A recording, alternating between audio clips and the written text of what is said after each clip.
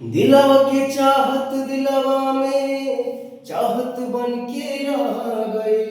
देखल रही सपना जवन सब अधूरा रह गए। दिलवा के चाहत दिलवा में चाहत बन के रह गए। देखल रही सपना जवन सब अधूरा रह गए। आजू इंतजार हमर आजू इंतजार हमर करेलू कि ना जान बोल प्यार हमसे करेलू कि ना। आह कबो हमरा ला भरेलू कि ना जान बोल प्यार हमसे करेलू कि ना। आह कबो हमरा ला भरेलू कि ना।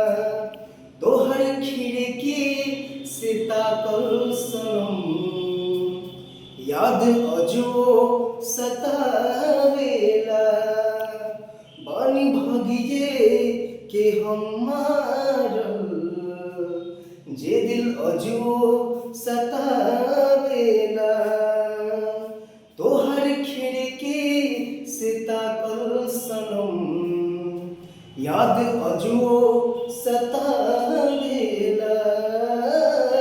बानी भगिए के हम मारल जे दिल अजो दुखावेला।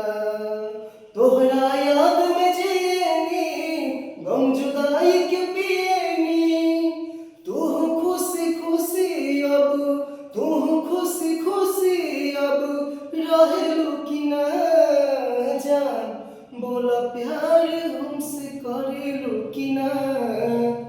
आह कबो हमरा ला भरेलू कि ना जान बोल प्यार हमसे करेलू कि ना। आह कबो हमरा ला भरेलू कि ना। किस्मत में न रहे मिलल सब समैया के खेलावा।